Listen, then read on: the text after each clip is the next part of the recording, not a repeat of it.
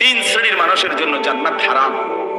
এক হলো মুদমিনু খামরিন, মদখোর, সমস্ত নেশাকারী, মদখোর, নেশাখোর, গাঁজাখোর, ফুট্টাখোর, বাবাখোর, ডাইলখোর, ইয়াবাখোর, এই হারামখোর জাহান্নামী, তার জন্য জান্নাত হারাম। নবী বলছে নেশা করবা না ফরমান, জান্নাত তোর জন্য হারাম।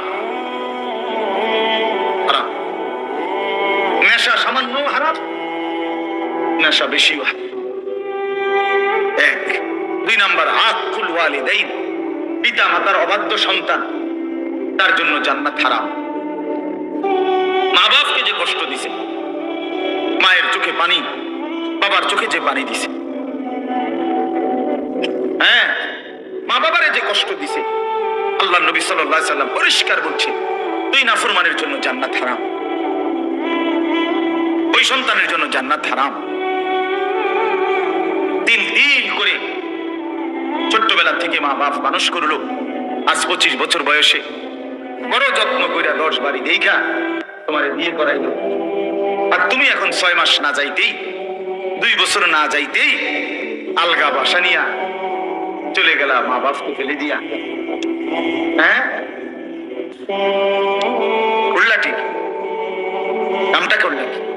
শুধু দুনিয়াই শেষ, এরপরে মরণ নাই। কয় বছরের দুনিয়া? 2000 বছর না? এক একজনের হায়াত 2000 বছর। মা বাপকে যে কষ্ট দেয়, অবাধ্যতা করে, আল্লাহ নবী সাল্লাল্লাহু আলাইহি সাল্লাম বলে তার জন্য জান্নাত হারাম।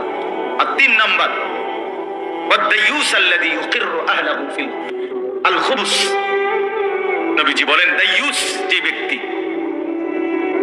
তার জন্য জান্নাত হারাম। এখন দায়ুস কি?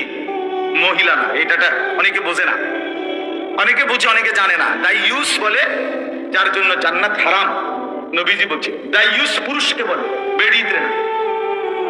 মহিলা দায়ুস হয় না, মেয়ে দায়ুস হয় না, দায়ুস হয় পুরুষ। পুরুষ বুঝিনি আমার কথা? দায়ুস পুরুষকে বলে, পুরুষ। নবীজি বলছে যেই পুরুষ তার পরিবার, স্ত্রী, মেয়ে, সন্তানের জন্য অশ্লীলতা, নাফরমানি, বেহায়াপনাকে স্বীকৃতি দেয়, মেনে নেয়, গ্রহণ করে নেয়, ব্যবস্থা করে দেয়, ওই বেডারারে কয় দায়ুস। হ্যাঁ হ্যাঁ, আপনি ঠিক না কইলো এটাই ঠিক, আমি বুঝছেই কইছি, আমি বইরা কইছি, আমি কোনো ভাবার উপরে বলি। ওই পুরুষকে কি বলে? ওই বাবারে, ওই অভিভাবকরে, ওই স্বামীকে বলে দায়ুস। যে স্ত্রী বেপর্দা, মেয়ে বেপর্দা, ছেলে অসভ্যতা, সারা রাত উলঙ্গ ছবি দেখে, মেয়ে আরেক ছেলের সাথে প্রেম করে, ছেলে আরেক লম্পট নারীর সাথে ঘোরাফেরা করে, ঘরে টেলিভিশন চলে, নাচ গান, নর্তকী, নাটক, সিনেমা, এই বেটা, এই ঘরের যিনি অভিভাবক, আপনি দায়ুস, আপনার জন্য জান্নাত হারাম। হ্যাঁ, গায়ে লাগলে আর আইলাম না, এমন 2-3 বার নিয়তে আস বলি নাই, বুঝছেন? 6 বছরের বাচ্চাটা বসে বসে টেলিভিশন দেখে, 6 বছরের বাচ্চাটা নিয়ে টেলিভিশনটা কিনে আনছিল, তো কে আনলো এই ঘরে? এটা এই ঘরে বিদ্যুৎ বিল দেয় কে? ওরা না। এই ঘরে ডিশের বিল দেয় কে? তো আল্লাহ নবী বলছে তোমার জন্য জান্নাত হারাম। জরুরি বিষয়, মন খারাপ করেন না, ফিকির করেন, খেয়ালি করে উড়াই দিয়েন না।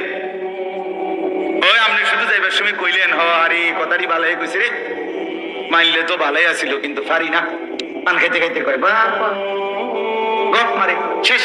এই কথাতে শেষ নাকি? এই কথায় কদ্দুর বললে আপনারা ফেরেশতা ছেড়ে দিব? এটা কি? এটা কি তামাশা? আখিরাত তামাশা, পরকাল আমখেয়ালি মিয়া চাচা। এই জন্য নওজোয়ান ভাই আমার, বয়স্ক বাবারা আমার, সবাই মিলে আখিরাত, এক মুমিন বিশ্বাস করেন, আমি কিংবা আপনি মুসলমান, আমরা সবাই এখানে মুসলমান, যদি আখিরাত ভুলে যায়, পরকাল ভুলে যায়, মৃত্যু, এই কয়টা জিনিস দেখেন, মরণ, মৃত্যু, কবর, হাসরের ময়দানে দাঁড়ানো, আমল নামা গ্রহণ করা। আমল নামা নিয়ে 2টা কাজ, একটা হলো আমল নামাটা নিয়ে আল্লাহর সামনে দাঁড়াইতে হবে, 2 নাম্বার মিজানের পাল্লায় ওজনের জন্য দিতে হবে।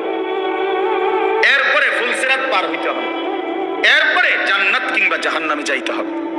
এই বিষয়গুলো, কবর না, মৃত্যু, কবর, হাসরের মাঠ, আমলনামা গ্রহণ, আল্লাহ পাকের মুখোমুখি হওয়া, মিজানের পাল্লায় ওজনের জন্য দেওয়া, ফুলসেরাত পার হওয়া, জান্নাত কিংবা জাহান্নামে যাওয়া, এই বিষয়গুলো যে মুসলমান ভুলে যায় সে মুসলমান থাকে না।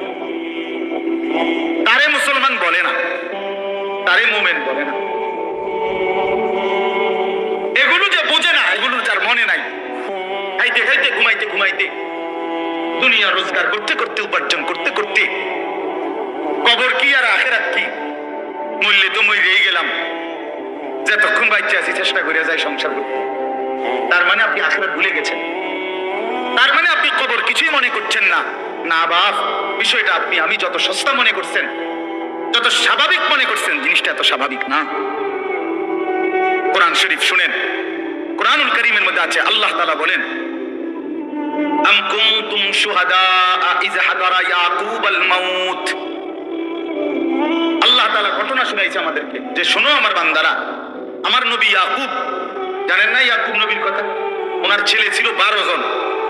ওই যে 10 ভাইদের কুয়াত ফেলাই দিছে, এনে 10 জন। আর ইউসুফ আলাইহিস সালামের আপন ছোট ভাই একজন ছিল, বিনিয়ামিন। তো কয়জন হলো? এই 12 জন সন্তান ইয়াকুব নবীর মৃত্যুর সময় জীবিত ছিল। পরবর্তীতে তওবা কইরা 10 জন ছেলেও নেককার হয়ে গেছে। পিছনের যে অপরাধ করছিল ইউসুফ আলাইহিস সালামের উপরে জুলুম, এটার থেকে তো তারা কি করছে? তওবা করছে, তারা ফিরে আসছে, সবার সাথে সবার পরিচয় হয়েছে, অনেক ঘটনা আপনারা জানেন। তো মৃত্যুর সময় ইয়াকুব আলাইহিস সালাম, কোরআন শরীফে আছে, উনি ওনার 12 জন ছেলেকে একত্র করে মৃত্যুর মুখে একটা কথাই শুধু জিজ্ঞেস করছে, মা তা'বুদুনা মিন বা'দি। আমার সন্তানরা, আমি মৃত্যুর মুখোমুখি হয়ে শুধু জানতে চাই, আমার পরে তোমরা কার ইবাদত করবে? ইয়াকুব আলাইহিস সালাম নিশ্চিন্তে বললেন, আমার আর কোনো পেরেশানি নেই।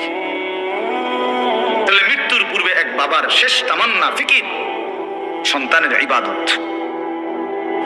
কোরআন শরীফে আছে ইব্রাহিম আলাইহিস সালাম আল্লাহর কাছে দোয়া করতেন, রব্বি জাআলনি মুকিমাস সালাতি ওয়া মিন যুররিয়াতি রব্বানা ওয়া তাকাব্বাল দুআ।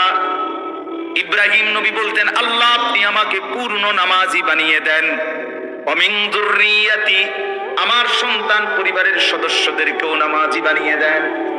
এই যে পরিবারের সন্তানের ব্যাপারে ফিকির হলো নামাজ। নামাজ আল্লাহর কাছে দোয়া করছে ইব্রাহিম আলাইহিস সালাম। এরকম বহু উদাহরণ বলা যাবে। এই জন্য আপনাদের কাছে আমি অনুরোধ, আজকে যে আয়াতগুলো আমি পড়ছি এখনই আপনাদের করে শুধু তর্জমা শোনাবো, ছোট ছোট আয়াত, লম্বা ব্যাখ্যার দরকার নেই, এমনি বুঝবেন আপনি, একেবারে সাফ সাফ কথা, সহজ সরল কথা। আল্লাহ শুধু একটা কথাই বলছে, বান্দা এই কথাগুলো শেষ খেয়াল করেন। আল্লাহ বলে, বান্দা বিশ্বাস করো। কত ভাবে যে বিশ্বাস করেন।